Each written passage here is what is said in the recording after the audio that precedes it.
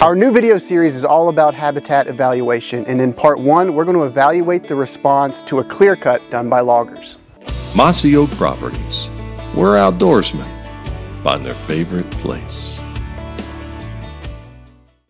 When you jump into the wildlife management game, if you will, you'll hear when we talk about, managing your woodlands is forest health. Yeah. And what is that? Well, there's many things that you can do to get your forest healthy.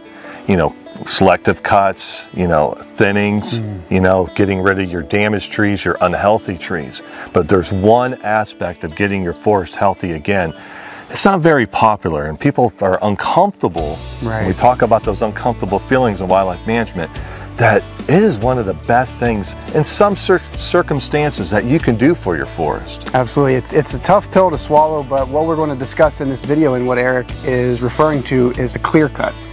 Because it is not a pretty sight while it's happening. No. It's not a pretty sight immediately after, so that's the tough part of the pill to swallow. Yeah. But in this video, we're going to evaluate the benefits of a 15-acre clear cut that's in its 3rd growing season here behind me. And I experienced those same feelings. We're on my property, and this was clear cut in the summer of 2020. And as it was happening, didn't look pretty. There's that feeling in the pit of your stomach, like, did I do the wrong thing? Because you can't put these trees back once they get cut down. But fast forward 3 years to now, and I wish I would have cut more, because behind us in this clear cut, there's so much life, so much plant diversity. The wildlife will obviously respond to that. So much biodiversity. We've doubled or tripled or quadrupled the native species in this 15-acre block now versus when it was just closed canopy, mature timber. So a clear cut, it's a tough pill to swallow as it's happening and immediately after, but in this video, hopefully, we're going to highlight some benefits that will make that pill easier for you to swallow, to encourage you to potentially implement this type of cutting on your property. Now, when it comes to wildlife management, there's 2 things that get me excited. Fire, love fire. And then obviously where we're standing in is the benefits of clear cutting. As Cody mentioned, that first part, before you decide, deciding's one thing, and then seeing it happen. Right. Ooh, let's be real here. But when you see the results we're gonna go over, man, now we all have to remember when it comes to clear cutting and managing the results of a clear cut, you gotta remember one thing. The #1 goal of this woodland area is to become a forest again. Right. And that's the best part. We get to start from scratch and manipulate certain habitats, knowing it is going to grow into a forest. Right. We can do all these micro ecosystems throughout and slow the process down. Yeah. If that doesn't get you excited, I don't know. Right. Absolutely. There's a couple parts to be excited about a clear cut. As you mentioned, the benefits for flora and fauna, the wildlife and the native plant response to a clear cut, it's the coolest part for me. Is to, as the clear cut's happening, as we mentioned, it's not pretty, but year 1, you're feeling good about it. Year 2, it makes another jump, and then by year 3, all of this green growth behind me, I couldn't have asked for a better response to the clear cut here. But as Eric mentioned, what's also cool is because we have a blank canvas now, we can really micromanage and manipulate this habitat how we best want to. It's a 15-acre clear cut, and we can burn 2 or 3 acre sections at a time. We can manage a section for old field. We can manage another section for oak or hickory regeneration. We can just let another section become forest again. It's a blank canvas, and there are endless options for how we can manage this moving forward. But right now, this is his 3rd growing season, and I drive by this all the time, and it always puts a smile on my face because I see so much wildlife value. I see cover that equals food that Eric and I talk about all the time. Most of what you see behind me that jumps out are blackberry bushes, which are a great food source. It's great cover for all wildlife: turkeys, songbirds, deer, black bears, ruffed grouse, everything that calls this area of Virginia home.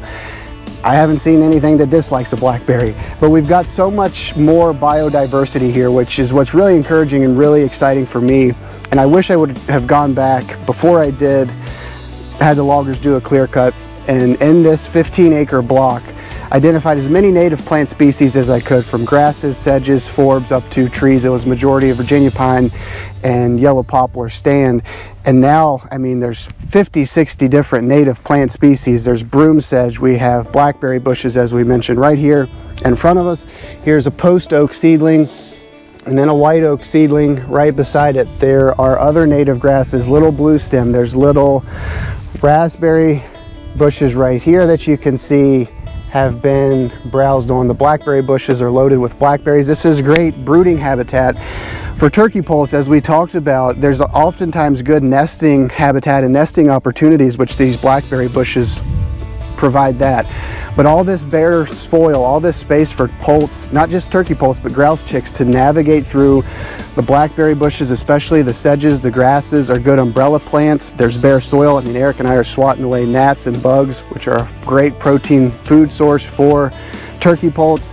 Fawning cover, tons, literally tons of food per acre in here for white-tailed deer. And we're just in this little section and probably could identify 10 or 12 different plant species, and there's 15 acres of it, so it's just a literal wildlife paradise. Now, we talked about the benefits and the results, you know, of the beneficial species that's coming up, and wildlife abounds. You can hear birds. I mean, you can see the results of wildlife utilizing this spot that we're just standing on here. Yeah. But sometimes there's some negative results of it. For sure. And that is invasives. And the best thing about it is that it's starting at a clean slate. Yeah, invasive species, it's something that I really struggle with. I think most landowners, if they're honest with themselves, they struggle with, especially in the southeast. And whenever we do, a big part of wildlife management is creating a disturbance. Logging, disking, fire, those are disturbances that create beneficial wildlife habitats. Unfortunately, a negative side effect of creating a disturbance, as Eric mentioned, is you're releasing invasive species from the seed bank.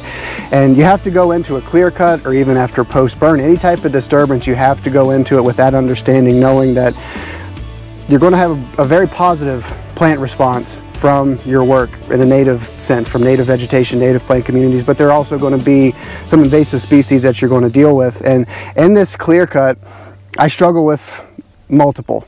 Right over here, there is a princess tree, which has a beautiful name, but it is not a beautiful tree. There are dozens and dozens of this size little sapling. This is called a princess tree. Princess trees, Japanese stiltgrass, autumn olive, Sericea lespedeza, Japanese barberry, multifloral rose, Johnson grass. I mean, I almost named 10 invasive species right there off the top of my head that I'm going to have to address in here to really maximize this habitat type so wildlife can benefit from the native plants. But like Eric mentioned, because we're starting with a clean slate, I mean, look how easy it is for me. I can come in here and basil spray this, and this little princess tree sapling seed will be dead in no time. I can come in with a backpack sprayer and spot spray the stiltgrass. Because we have a blank slate, it's easy to navigate, and part of our management plan for this area is to do a controlled burn this winter, which will make it even more of a clean slate.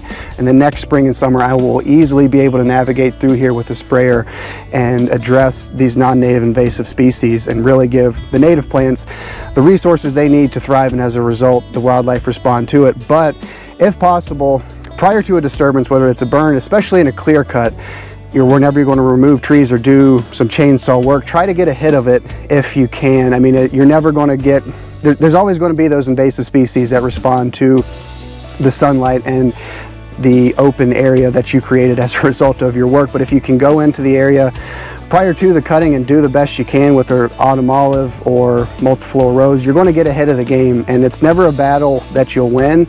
Invasive species control, we've talked about that before, but every little bit you do can make a big difference. And over time, if you manage your expectations and output, you can really put a big dent in it. And going into a clear cut knowing that you're going to have to fight this battle just really sets you up for success moving forward. Now comes the fun part. We talked about the biodiversity, the native plant response, how wildlife can benefit from it, the flush of new native plants and wildflowers and native grasses that have come as a result of the loggers doing the clear cut. But as we've mentioned in the last two videos, selfishly, part of the reason that we did this was to increase hunting opportunities. Yep. And as we've talked about, this is a blank slate, 15-acre clear cut that we can manage however best we see fit for wildlife and different wildlife species, but also we can manipulate this area and this habitat to set us up for successful hunts in the fall. Yeah, it's so, I'm gonna try not to get all giddy, but this is, We define wildlife management as the art and science of manipulating habitats, and that's what this is. And Cody mentioned that this is a 15-acre clear cut. Now, a lot of us are not going to go in there and do a 15-acre clear cut, so you can use this concept on no matter what size your clear cutting is.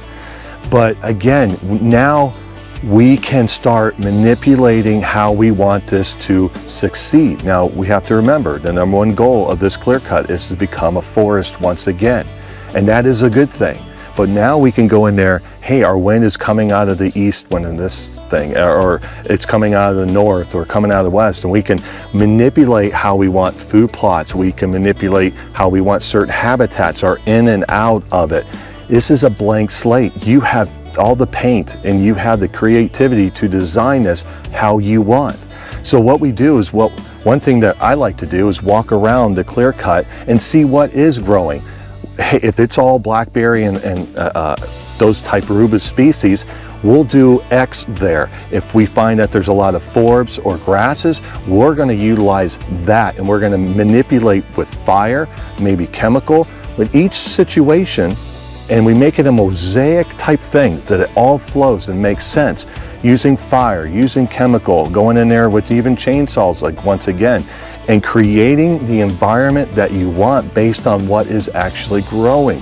It is so exciting because Cody and I were talking about there's so much life. So again, you have the edge, you have the motivation to get this done, and none of this is very difficult whatsoever because it is at such a easy place to go with a backpack sprayer and spray invasives. We can go in there and do fire. It's very manageable to set back that wanting to grow into a forest. So we can create environments to get in and out once again. We can create areas. And I can't beat that, home enough. There's so much that we can do and so much that we can achieve.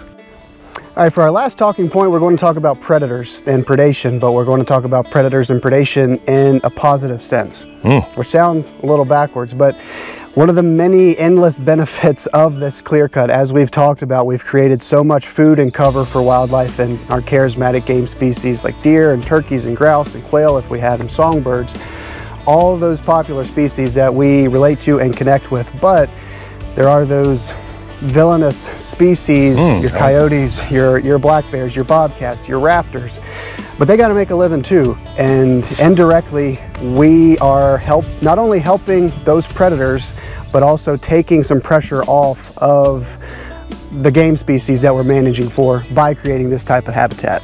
Yeah, there's a lot of talk, especially in the wild turkey aspect of it, that the population's declining. Is it raccoon? Is it habitat related? And it's both. But when you create an environment like this, you have to understand you are going to increase, because of the availability and amount of prey, you're going to have predators. And let's take the coyote. Coyotes, a lot of times, most of their diet is meadow-voles. This creates it, so you might see the increase of it. A coyote eats roughly, I think, about 1.5, plus or minus pounds per day. Mice can fill that. Also, raptors, you're going to see more raptors, but providing a good quality habitat like this, grouse chicks, turkey poults, this is nothing but an umbrella. It's brooding habitat. They can get in and out quickly, fast. They can avoid those predators. Also, you have birds that are attracted to, the berries. You're going to have snakes. You're going to see maybe an increase in, timber rattlers, copperheads, and depending where you live, you might see the increase on that. It's all things not to panic about. There's enough prey species out there that it's going to manage itself out. That's how it's supposed to be. Fawns. Yeah, you're going to see more fawns utilizing your clear cut for obviously quality fawning cover. But those coyotes, those bobcat, they're not saying that they're not going to rob one or two, but they're so busy filling up their belly on prey species that is a lot easier to catch. So predators are a bad thing and they're a good thing. They manage the populations just as much as we are. We are a predator. We fill that void as well that they are lacking. But when you produce good quality habitat, it all can balance itself out. That's exactly right. We talk about it many times before, but in wildlife management, we're not managing for singular species. We're not just managing for deer. We're not just managing for turkey. We're managing for entire ecosystems. And part of managing for entire ecosystems is, whether intentionally or not, those predators, they're going to benefit as well. And we may not be making decisions to benefit coyotes or black bears or bobcats or raptors or whatever the case may be, but our work that we're doing for the species that we're most interested in managing is going to bleed over and benefit the predators as well. So look at the big picture and remember that we're managing for ecosystems, and while the predators are going to benefit, may sound like a backward statement, in the long run it's actually a good thing. Well, after all that, I don't know about you, but I'm ready to hire a logger, cut some more trees again. Yeah, I'd say we just buy the equipment, do it ourselves. We'll just go around traveling, right? Yeah, no, it is, you can't emphasize this enough. I mean, when you see the results of this, it is time. It does take time. Like year 3, you'll start seeing this stuff. You have to be patient. Now, depending on where you live in the country, sometimes like in the Midwest, you start seeing the results that first year. In this type of environment, in this country, Virginia, the hill, mountain region, it does take a little time.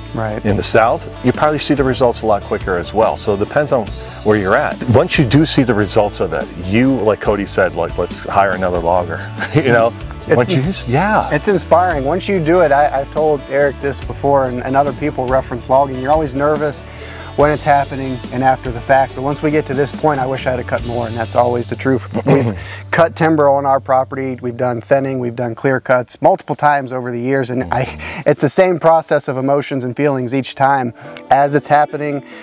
Prior to, I'm sure as the world that we're doing the right thing. As it's happening and after the fact, there's that second guessing, and then we get to this point, and I wish I'd have cut more. And once you see the plant response and how wildlife respond to that, you want to do more. You want to create more habitat for wildlife. And another thing that I think is important that we haven't talked about yet is you get paid to do this. Money. It's money in your pocket, especially when you hire a logger to do it. This is money that we made that we can put right back into the property for equipment or seed or whatever the case may be. So we're benefiting wildlife. We are creating better hunting opportunities and putting a little money in our wallets, and that's the furthest reason why we're doing this. But if we're honest with ourselves, it's a nice benefit, added incentive. Yeah, and there's some like NRCS, your soil and water, do have programs where you are getting paid to do some management, like what Cody and his family did. But it's, one person said to me one time, the best thing that you could do is plant a tree for wildlife, because in 20 years. But for majority of wildlife, let's reverse that. The best thing that you can do is cut a tree for wildlife, because majority of wildlife needs that early successional. And if you're uncomfortable doing the big clear cut thing, you can scale it down.